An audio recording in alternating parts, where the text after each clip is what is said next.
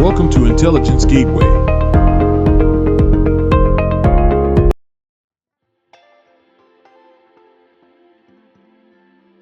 Network transmission. Network transmission refers to the process of transmitting data or information across a computer network from one device to another. It involves the movement of data packets or signals through various network components, such as cables, routers, switches, and wireless connections, through different transmission media, including wired and wireless technologies. Wired transmission commonly utilizes Ethernet cables, such as twisted pair cables, for example, Cat5e or Cat6, fiber optic cables or coaxial cables. These cables transmit data signals in the form of electrical or light pulses, allowing for reliable and high-speed data transfer. This lesson you will learn about the application and function of 1. Transmission Control Protocol Internet Protocol. 2. Ports 3. Packets. 1. Transmission Control Protocol/Internet Protocol. The Transmission Control Protocol/Internet Protocol, TCP/IP, is a suite of communication protocols that form the basis for Internet communication and data transmission. TCP/IP provides a set of rules and standards for how data is sent, received, and routed across networks. Network devices over the Internet. When transmitting data over a network, we use something called the TCP/IP model. This model has 4 layers that must each be followed through when transmitting data over a network like the Internet. These 4 layers are as follows. 1. Application layer. This is the top layer that directly interfaces with your application software, such as your web browser, and passes data from the application to the transport layer. 2. Transport layer. The next layer is where TCP is used. TCP will split our data up into small chunks of the data called packets. It will also attach a header that contains information on sender/recipient ports, packet order information, and a checksum that is used for error detection when received. These packets can then be sent to the Internet layer. 3. Internet layer. This layer is where IP is used.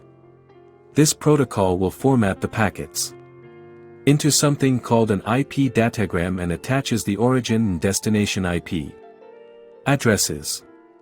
This ensures that the data will be sent to the correct destination. This can then be passed to the network interface layer. 4. Network interface layer. This final layer will add MAC addresses to each packet to ensure the data arrives at the correct physical device. It will also convert the data into a form that can actually be transported over the physical cables of the network. So, when sending data, TCP will break the data being sent into smaller data packets and provide data for reassembly and error checking. The IP will ensure the packets have the IP addresses so the data packets can reach their destination. When receiving this data, TCP/IP will essentially just works in reverse.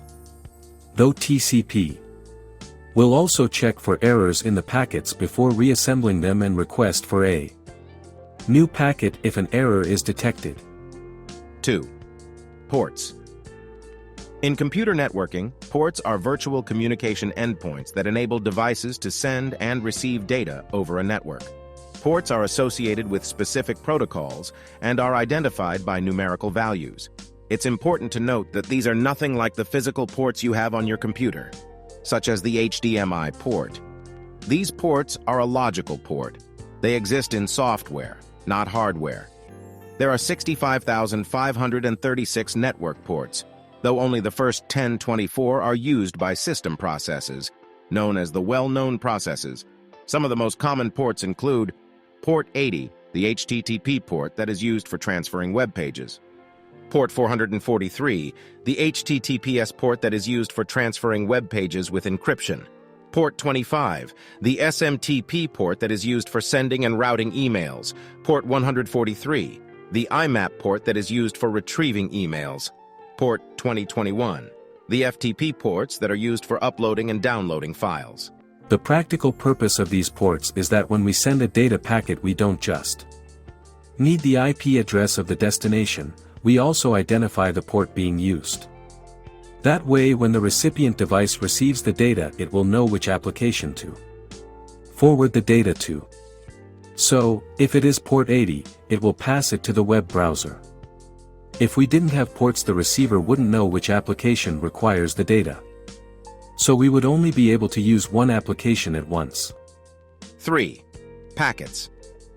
Packets are a piece of data or message that we are sending across a network. However, each packet contains more than just a chunk of the data. A TCP packet has two main sections, the header and the payload. The header contains information to help with the delivery of the data. This might be things like an identification number to help with putting the packets back together, a header checksum for detecting errors, and the source and destination IP addresses.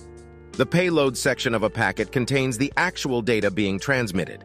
The header will include the data shown below: version, IHL, TOS length identification flags, fragm ent offset, TTL protocol, checksum source address, destination address, options padding. The reason we break data into packets like this is because sending a large piece of data over a network is very inefficient, as it can easily get stuck in bottlenecks, and if the data becomes corrupted, the whole thing will need to be resent. Instead, we break our data into packets, and these packets are then sent independently over the network via whatever route is fastest for each packet. And if a packet is corrupted, we only have a very small amount to resend. We can then reconstruct the data at the other end. This is known as packet switching, and it is how most networks transmit data. Thanks for watching. For more information, like, comment, and subscribe our channel.